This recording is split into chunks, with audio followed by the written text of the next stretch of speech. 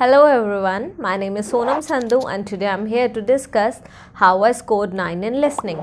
Well, it was an experience which I'm going to share with you. What all did I do during the examination, how did I attempt the all type of questions, basically MCQs, maps and other questions, and the strategy I use while doing this. And I'll just say one thing, I'm a kind of person, I never expect a better band score. I'll be expecting somewhere less than that, but somehow by God's grace I got 9 and maybe the attempt was perfect. That is the reason I got 9. So I was expecting 2 to 3 answers to be wrong, but all the answers were correct and I managed to got 9 in listening as well. I got 9 in speaking also. For that you can watch the video related to how I got 9 in speaking. You'll get the link here. Okay, talking about the procedure, talking about what all did I do, this is something which I'll be explaining. The first thing which I'm going to tell you here is about read, translate, underline. This is the most important thing. I'll just say one thing, it is for all my Punjabi students कि हमारा मूल मंत्र होता है ना एक, तो आप ये मूल मंत्र सोच के चलो पंजाबी में कि रीड करना है, ट्रांसलेट करना है, अंडरलाइन करना है, कि आप कभी भी स्किप नहीं कर सकते, रीडिंग में भी, लिसनिंग में भी, as well as in writing. इन तीनों मॉड्यूल्स में इस चीज़ की बहुत ज़रूरत है. You will have to take care of reading, listening, writing. So in तीनों में what will you do? You will firstly read the question thoroughly. After that you will translate and then you will underline. Now I believe I'll get some questions from my students कि ma'am we don't have this much time to translate and underline also. So I'll recommend, if you're fluent in English, if you understand each and everything well, if the sentences are short, there is no need of translating. But if you get long sentences, make it a point that you read, translate, underline. आपने translate ज़रूर करना है क्योंकि long है sentences, आप कहीं ना कहीं मीनिंग नहीं समझ पाए, वहाँ नॉट लिखा हुआ है, आपने ध्यान ही नहीं दिया उस चीज़ पे, और वही एक मेजर कंट्रोलिंग वर्ड है. सो आपको वही कंट्रोलिंग वर्ड अंडरलाइन करने हैं जो कि आपके मेजर मतलब सेंटेंस का पूरा मीनिंग चेंज कर रहे हैं. सो फर्स्ट थिंग यही है जिस चीज़ का आपने ध्यान देना है. Now let me talk about MCQs कि multiple choice question. I have heard so many students face problem in this, and how do you need to attempt multiple choice questions. देखो, for MCQs the best strategy is that there is one thing which you know very well. You get only 30 seconds to read the question. In those 30 seconds only you will have to translate along with reading. So what are you going to do? You'll just read the questions. Don't go to the options because you have only 30 seconds. Let's say you have 6 multiple choice questions and you have 30 seconds to read those questions. What are you going to do? I'll recommend you to read the questions firstly, all the 6 questions, and underline the controlling word. After that, if you have some time left, in that particular time you can go through the options, otherwise you can stick to the questions. अब जब वो question की audio play हो रही है, during that time make it a point कि आप हर एक चीज़ ध्यान से सुन रहे हो और उसके अकॉर्डिंग बस आप आंसर कर रहे हो. अगर आपको लग रहा है कि समहाउ आप कंफ्यूज हो रहे हो, इसमें मैं एक चीज़ और आपको बताती हूँ कि आपने साथ के साथ क्रॉस करते जाना है. This is what I do. पहले तो मैं अंडरलाइन ज़रूर करती हूँ कीवर्ड्स को, और क्वेश्चन में ही ऑप्शंस जो होते हैं मैं जैसे क्वेश्चन प्ले हो रहा है उसी टाइम में मैं जल्दी से पढ़ लेती हूँ.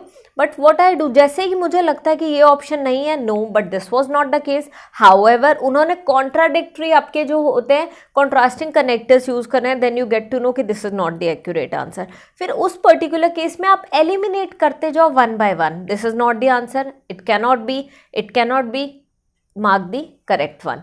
लिसनिंग में never ever, okay, you are not going to write directly on your answer sheet. Make it a point that you are writing on the question paper only, because you actually get 10 minutes transfer time at the end, and you cannot proofread, you cannot do any proofreading sort of thing in listening module. So it's better you just write the questions and write the answers in the question paper, and later on you can proceed with the transferring of answer part. Okay, अब ये trick हमारी हो गई MCQs के, जिस तरीके से मैंने ये करा था. मैप्स में भी बहुत सारे स्टूडेंट्स को प्रॉब्लम आती है, और अब मैं इसके बाद आपको मैप्स का एक बार समझा देती हूँ. अब मैप्स में how do you need to do, the main role is of a pencil here. Okay, and now you must be thinking why pencil ma'am, why not we. So I will tell you this now कि pencil के लिए what do you need to do. Whatever the speaker is saying, you'll have to rotate the pencil according to that. Simple, you'll have to move the pencil according to that. Let's say he's saying go straight, and you will see a roundabout and take the first exit on the right from the roundabout. So you are going straight, then you will take the first exit, you will go through the roundabout, you will take the first exit on the right. This is something you are going to do. So मेरी pencil भी वहीं पे move हो रही है, straight, roundabout, take the first exit on the right, right first exit हो गया, या फिर go straight, continue going straight हो गया, तो उस तरीके से मैंने कर दिया. फर्स्ट एग्जिट हो गया राइट में इधर, first exit on the left हो गया मेरा इधर. I need to take care of that. और राइट लेफ्ट आप हमेशा इस चीज़ का ध्यान रखो अकॉर्डिंग टू यू.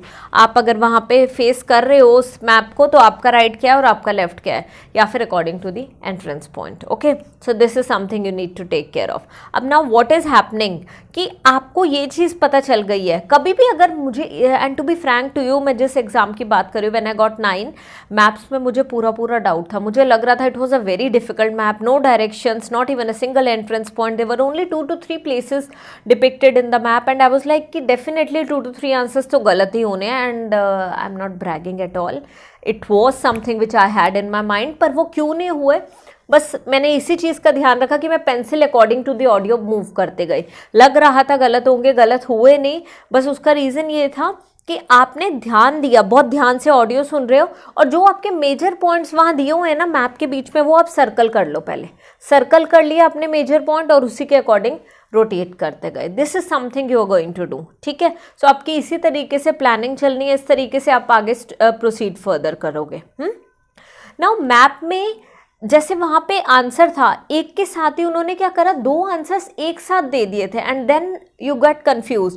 एक और चीज़ जो मैं करती हूँ मैप में, दिस आई टेल यू, कि आपको क्वेश्चंस दिए हुए, मैं क्वेश्चन के साथ में ही लिख लेती हूँ कि उन्होंने बोला go straight then left from the roundabout. अब मुझे पता है स्ट्रेट तो है ही, मेजर कीवर्ड मेरा क्या है, जो मेजर लोकेशंस उन्होंने दिए हुए उस लोकेशन के साथ में वो कहाँ पे है, left from the round about, और एडजेसेंट टू पार्क. ठीक है, और ऑपोजिट टू दिस थिंग. उन्होंने कोई भी प्लेस का नाम दे दिया, ऑपोजिट बोल दिया, एडजेसेंट बोल दिया, राइट बोल दिया, तो मुझे उस चीज़ का ध्यान देना है कि उन्होंने क्या बोला है, और वो मैं लिख लूँगी. अगर मैं कंफ्यूज हो गई तो आई राइट दैट डाउन, और वो लिखने के बाद आई कैन प्रोसीड फर्दर.